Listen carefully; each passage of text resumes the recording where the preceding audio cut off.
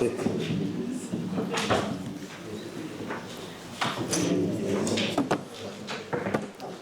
Je suis ravi d'être parmi vous. Je suis de retour à la maison.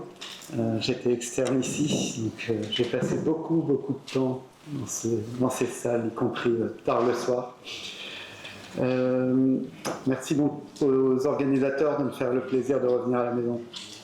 On va parler de monitorage non invasif de la pression artérielle en anesthésie réa. On parlera de brassard automatique, de doigtier automatique. On ne parlera pas de la méthode auscultatoire, on ne parlera pas de pédiatrie. Les conflits d'intérêts. Je suis consultant Philips qui commercialise des dispositifs de mesure de la pression artérielle, comme vous le savez. Est-ce que c'est important de monitorer la pression artérielle? Évidemment oui. On entend de moins en moins souvent la phrase le patient est anesthésié, donc il tolère mieux l'hypotension, le 52 PAM ça passe, t'inquiète pas, puisque les travaux récents ont confirmé que l'hypotension prolongée, profonde, était associée à la mortalité, à l'ischémie myocardique, risque d'AVC, d'insuffisance rénale aiguë. C'est vrai au bloc, mais aussi après, quand la surveillance est déjà un peu moins rapprochée. Et puis en réa. J'ai la même diapo avec l'hypertension artérielle, et globalement le message, surtout grâce à Emmanuel Futier, c'est qu'il ne faut pas que la pression artérielle ne s'éloigne trop de son niveau de base, c'est-à-dire avant l'anesthésie. Il faut donc monitorer la pression artérielle de façon la plus fiable possible. En anesthésie-réanimation, on a à notre disposition le cathéter artériel, et du côté non invasif, le brassard automatique et ce que j'ai appelé doigtier automatique, dispositif ClearSight ou Synap par exemple. Alors, le monitorage non invasif, tout le monde serait pour. Si on faisait un sondage, il y aurait un plébiscite pour le monitorage non invasif, puisque le cathéter artériel est associé à de la douleur, de l'hématome, de la thrombose, le risque d'infection, et puis une perte de temps. On dit une vingtaine de minutes, parfois l'infirmière, le médecin, dédié à cette tâche. Donc, si je fais un vote qui est pour le monitorage le moins invasif possible, il y aura un plébiscite pour le non-invasif. Le problème, c'est que ce n'est pas précis, ça ne donne pas de mesure continue, c'est nul chez l'obèse, l'arythmique, l'hypotendu, sous vasopresseur, ça n'affiche que la pression artérielle. Et puis, mon cathéter artériel, il permet au moins de prélever des gaz du sang. C'est du moins ce que d'aucuns avancent. On va voir si c'est vrai. Alors, c'est pas précis. Qu'est-ce qu'une mesure précise? Ce point est fondamental. C'est fondamental parce que des dispositifs de mesure de pression artérielle, il en est commercialisé tous les jours, plus ou moins connectables sur nos smartphones. Et donc, il ne faut pas que la précision, la justesse enregistrée soit interprétée par l'auteur du papier ou par le commerçant ou le fabricant. Donc, il existe un standard pour établir ce qui est acceptable et ce qui ne l'est pas. Prenons une paire de mesures. Pression artérielle systolique, 126 au brassard, 120 au cathéter artériel. L'erreur de mesure sera 6 mm de mercure pour cette paire de mesures. Évidemment, on va étudier plein de mesures chez plein de patients à des niveaux de pression artérielle différents et on va pouvoir calculer l'erreur moyenne qui s'appelle le biais, mais également la déviation standard de l'erreur de mesure. On peut représenter tout ça sous forme d'un graphique de Blant et Altman avec peut-être que j'ai une flèche. Non, bon, pas grave. Donc, en ordonnée, la différence entre les deux techniques, l'erreur de mesure, si on considère que la référence, c'est la pression artérielle invasive, et puis en abscisse, le niveau de pression artérielle, et on va représenter tous les points ainsi. Donc, le biais moyen sera la ligne pleine, et les lignes en pointillés vont délimiter l'intervalle dans lequel 95% des erreurs de mesure se trouveront. Et là, on doit juger si cet intervalle est acceptable ou pas.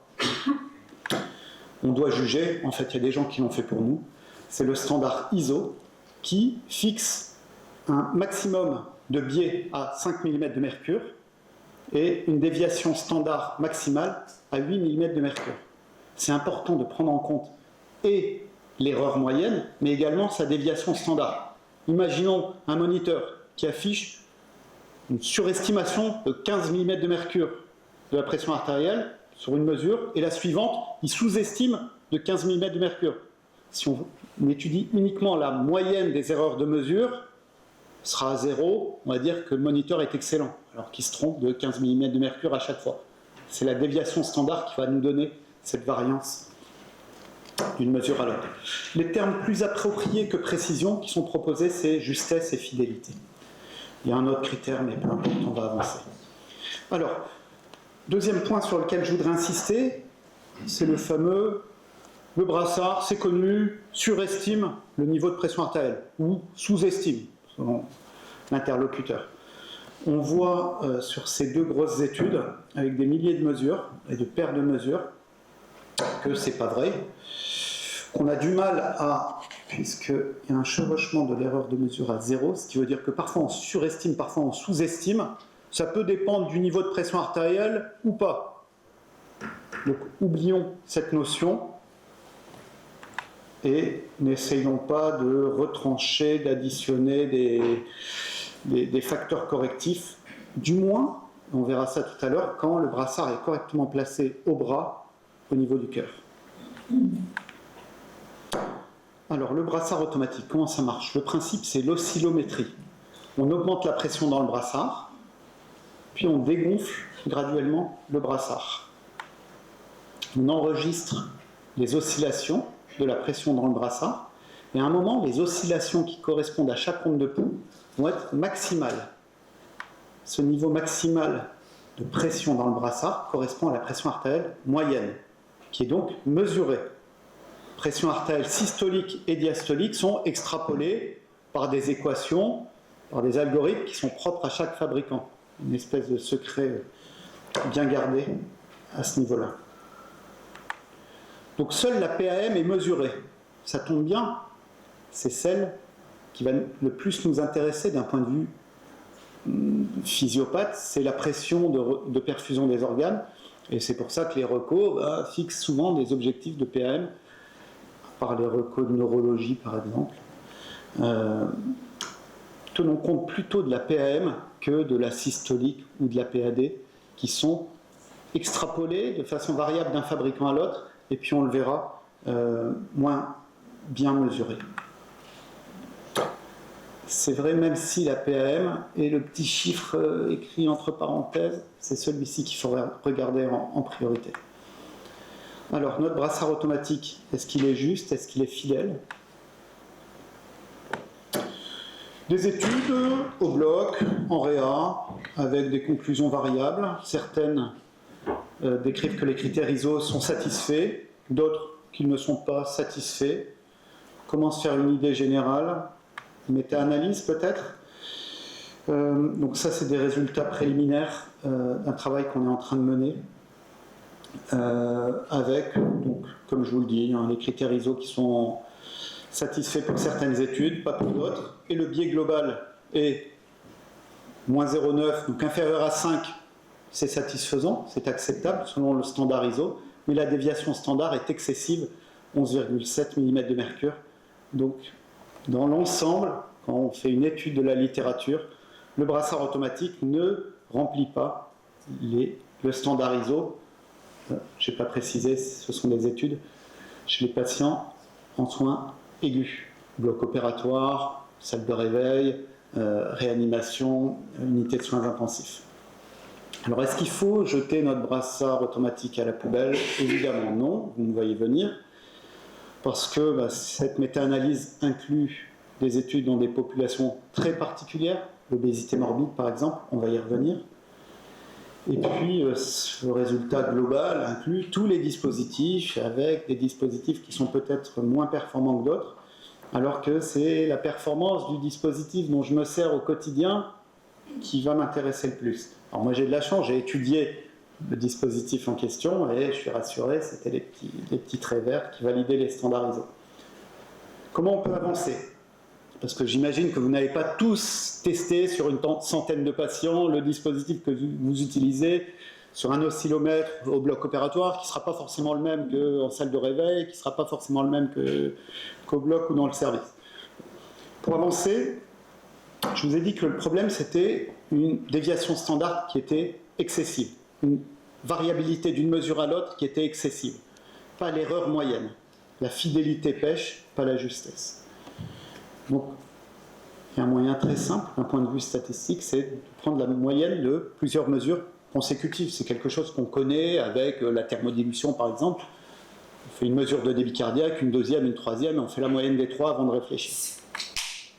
Donc, quand on n'est sur ni de la justesse ni de la fidélité, je vous propose d'utiliser la moyenne de 3 mesures consécutives. Ce n'est pas très pratique, mais ça reste une technique fiable pour approcher la mesure qu'on aurait avec un cathéter artériel si on en avait un chez ce patient-là à ce moment-là. Et puis, je vous propose de poser des questions très simples à votre brassard automatique, des questions auxquelles il répondrait par oui ou par non. Est-ce que mon patient est hypotendu? Est-ce qu'il a répondu au traitement? Est-ce qu'il est hypertendu? Et ça suffit dans plein de situations. Je vous ai parlé tout à l'heure de la représentation, biais, déviation standard selon Blant et Altman. Là, on parle plutôt d'air sous la courbe ROC. C'est un test diagnostique auquel on demande au brassard de répondre par oui ou par non. Et donc, l'air sous la courbe ROC, quand elle se rapproche de 1, c'est que la performance est honorable, voire excellente. Pour la détection de l'hypotension, ce dispositif, j'ai pris à dessein cette étude, le dispositif ne satisfaisait les critères ISO ni pour la PAM, ni pour la PAS, ni pour la PAD. Et pourtant, quand on lui pose la question « Est-ce que mon patient est hypotendu ?», l'air sous la courbe de ROC est élevé, 0,90. Donc il répondait de façon fiable. Globalement, il fallait une PAM affichée supérieure à 70 mm de mercure pour affirmer que la PAM réelle du patient était d'au moins 65. Pareil, une supérieure sous la courbe ROC pour la détection de la réponse au traitement qu'on avait définie par une augmentation de la PAM d'au moins 10%. Dans d'autres travaux, détection de l'hypertension, performance plus qu'honorable, avec des airs sous la courbe ROC bonnes pour détecter une pression artérielle invasive. C'est l'inverse, c'est au-dessus de 140 mm de mercure. Donc, je vous propose de vous garder un petit matelas de sécurité quand vous choisissez le seuil. Si vous dites que votre patient a une PAM qui s'affiche à plus de 70, vous pouvez être rassuré sur le fait qu'il a au moins 65 mm de mercure. Alors, une des critiques qu'on peut adresser à notre brassard automatique, c'est qu'il ne donne pas de mesure battement par battement, puisque ce sont des mesures intermittentes. Quand on espace les mesures, on s'expose à un retard de détection d'une hypo ou d'une hypertension artérielle. Quand on les rapproche, ça peut être source d'inconfort, de dommages cutanés, nerveux. Il y a des cas cliniques qui ont été rapportés dans ce sens. Donc pour combler cet espace entre le cathéter artériel qui nous affiche une mesure battement par battement et la mesure intermittente, on a des dispositifs au doigt que j'ai appelés doigtiers automatiques. Au nombre de 2, il y en a un peu plus, mais c'est ceux qui sont le plus utilisés et étudiés dans la littérature. Le dispositif Synap et le dispositif ClearSight. En 2 mots, c'est la méthode volume clamp. Le doigtier comporte un petit coussinet qui est gonflé et qui va assurer un volume constant au niveau du doigt. Constant malgré l'afflux à chaque onde de pouls, un volume de sang. Donc, ça implique des gonflages très rapides et très fréquents du doigtier, grâce à un photoplétismographe qui s'assure que le volume soit constant.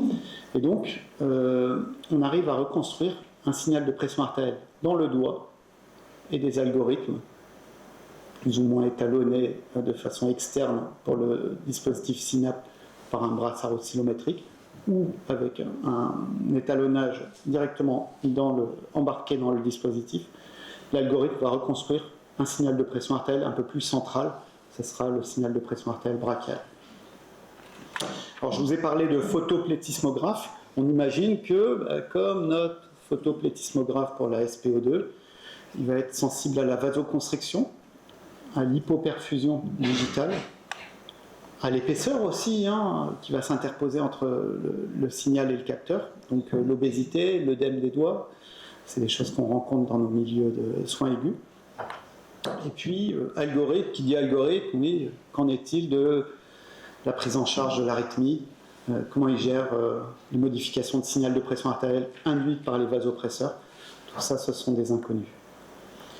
Les inconnus, de moins en moins, on avance, et sans surprise, l'hypoperfusion digitale, qu'on peut quantifier par l'indice de perfusion, celui qu'on a sur certains capteurs de SAT, ou tout simplement par le temps de recoloration cutanée, quand ils sont péjoratifs, indiquant une mauvaise perfusion digitale. Sans surprise, on a plus de risques que notre ClearSight affiche une mauvaise performance. Mauvaise performance, une grosse erreur de mesure, ou carrément aucun chiffre affiché. Pareil pour l'œdème du doigt, sans surprise, c'est pas bon d'avoir les doigts tout infiltrés quand on veut enregistrer des choses qui se passent au bout de ce doigt. L'arythmie cardiaque n'impactait pas significativement le dispositif ClearSight et sa performance. Évidemment, tous ces facteurs de risque de mauvaise performance peuvent être cumulés chez un même patient, et donc quand on n'a aucun des facteurs de risque, la performance est bonne. Quand les 3 facteurs de risque qu'on a identifiés sont présents, il y a peu de chances que la pression artérielle s'affiche, ou si elle s'affiche, qu'elle soit fiable. Donc en reprenant un tableau avec toutes les études, enfin pas les toutes dernières, concernant le dispositif ClearSight et la PAM, certaines études rapportent une validation des critères ISO, d'autres non. Comment on peut avancer? Peut-être avec une méta-analyse. Et donc pour le dispositif ClearSight, le biais 4,9, c'est l'erreur moyenne, satisfaisait les critères ISO, mais pas la déviation standard qui loupait de peu. Je vous rappelle, c'était un maximum de 8 qui était autorisé. C'était moins bien pour le dispositif SYNAP. Donc, des messages. La mesure n'est pas fidèle. Là, pour le coup, on aura plus de mal à faire la moyenne de plusieurs mesures consécutives, puisque c'est un signal continu, un affichage continu. Quand même, la PM, et là je rejoins le message que j'essaye de transmettre pour le brassard automatique, c'était la mesure qui était mesurée, c'était la composante de la pression artérielle qui était mesurée de la façon la plus fiable. Donc regardez la PAM avec, encore une fois, le rationnel physiopathe qui permet de l'appuyer. Alors souvent, quand il y a un dispositif innovant qui n'affiche pas des mesures très justes, très fidèles, CF, tous les dispositifs de débit cardiaque, de mesure du débit cardiaque, on attend au moins de lui qu'il soit capable d'évaluer les variations.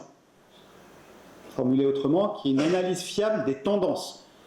C'est un vrai défi technologique, parce que la capacité à suivre les variations de la PA dans le temps implique de détecter et de s'adapter aux changements de tonus vasculaire au niveau du membre sup, des changements de tonus vasculaire induits par les traitements vasoactifs, par des modifications posturales, par la maladie et l'évolution dans le bon ou le mauvais sens, par des clampages vasculaires éventuels péropératoires. Et donc ça implique des réétalonnages réguliers, soit directement dans le boîtier, soit via un brassard automatique, avec le risque de voir entre 2 mesures et 2 réétalonnages de calibration intermittente, et de voir une grosse dérive. C'est une diapo que je vous ai épargnée.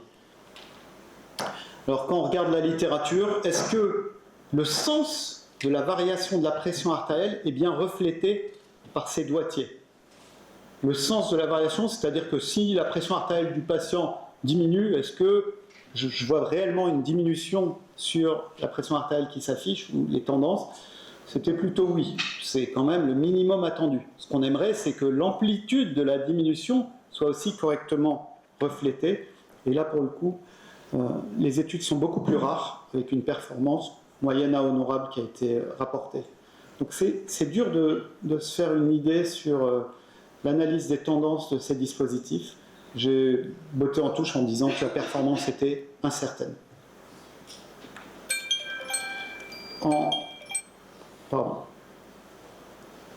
Donc les premiers messages, c'est que certains modèles de brassard automatique valident les critères ISO.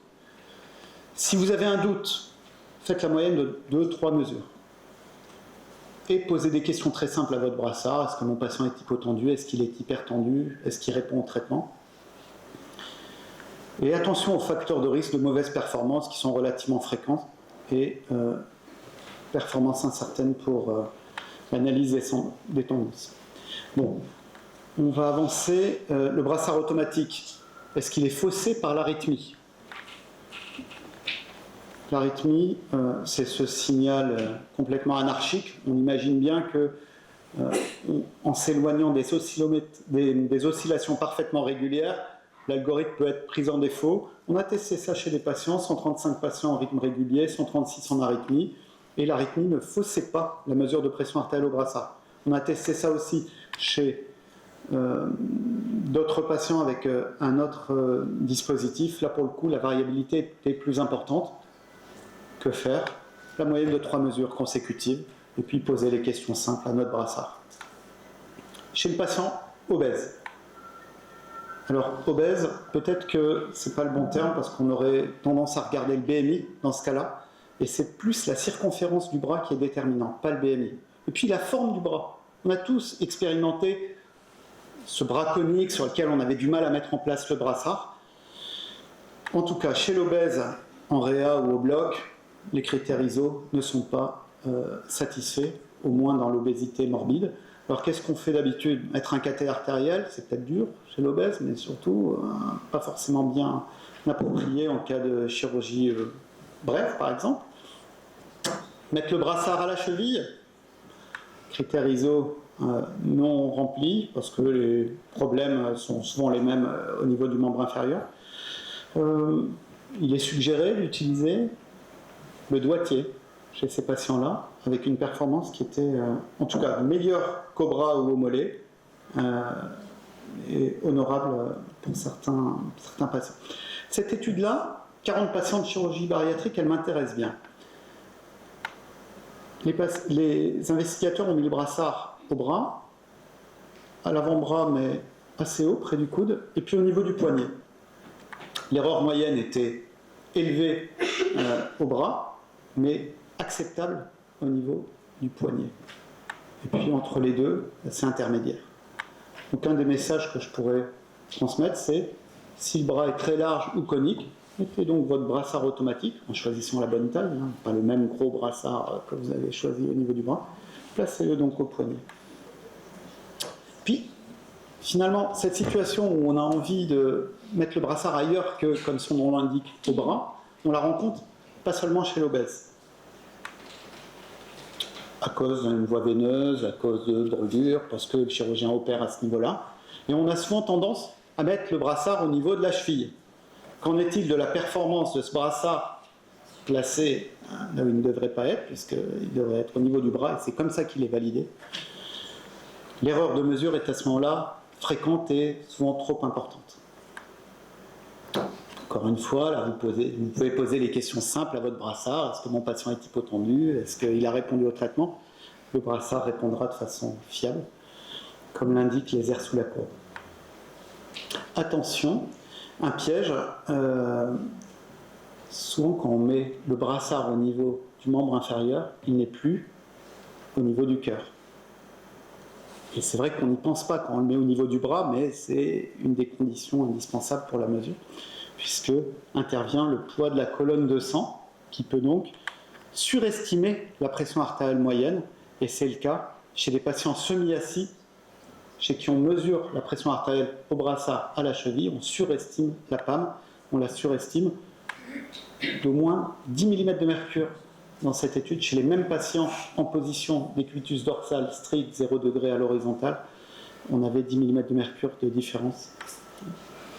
Finalement, cette considération de brassard qui n'est pas à la hauteur du cœur, on la rencontre aussi en décubitus latéral pour certaines interventions chirurgicales, avec surestimation de la PAM dans le bras qu'on va appeler dépendant, et sous-estimation, dans cette étude c'était 6 mm de mercure, dans le bras indépendant.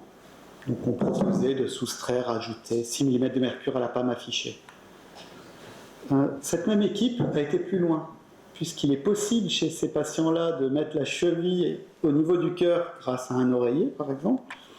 On s'aperçoit que l'erreur de mesure était bien moindre, il n'y avait pas ce biais lié à la hauteur du brassard par rapport au cœur, mais problème de la cheville, une déviation standard qui restait trop élevée.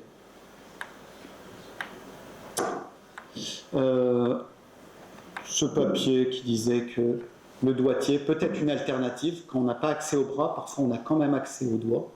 Ça peut être une alternative fiable, encore une fois, quand la PA s'affiche, ce qui n'est pas toujours le cas. Je vais avancer.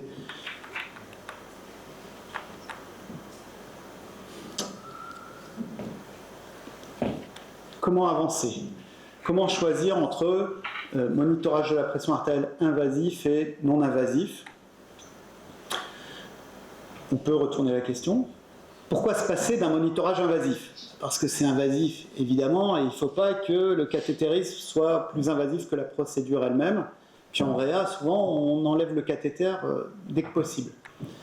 Ça fait perdre du temps, une vingtaine de minutes pour le médecin, une vingtaine de minutes pour l'infirmière qui sert le médecin. C'est peut-être un peu moindre au bloc, mais quand même, on a souvent d'autres choses à faire et on est immobilisé pendant ce temps-là. Et on perd un temps précieux. Puis le monitorage invasif n'a jamais fait la preuve de son bénéfice.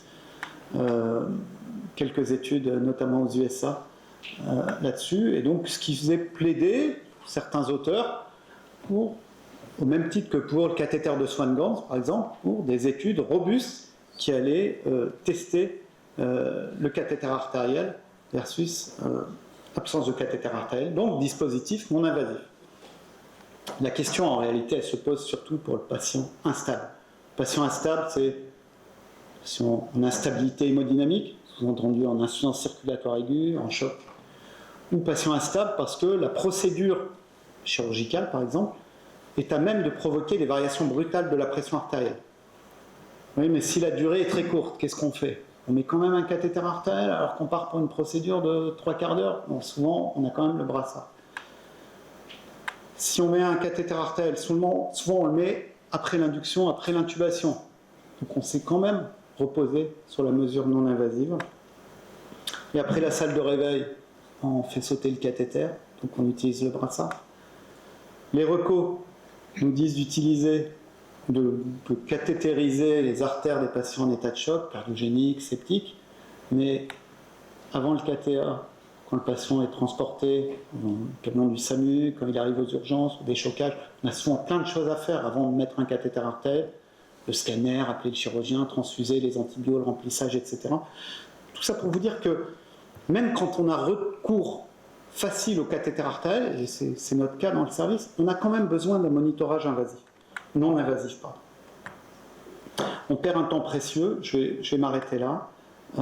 Se pose la question de quand poser le cathéter artériel. Même chez les believers du cathéter artériel, on utilise le brassard automatique, mais se pose la question de quand mettre le cathéter artériel.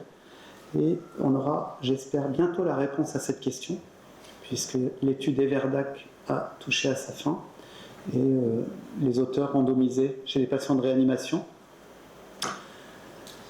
Des patients qui allaient recevoir un cathéter artériel d'emblée, et puis d'autres qui allaient avoir la pression artérielle mesurée par le brassard automatique. Et seulement après, si le patient en a encore besoin, allait avoir l'insertion du cathéter artériel.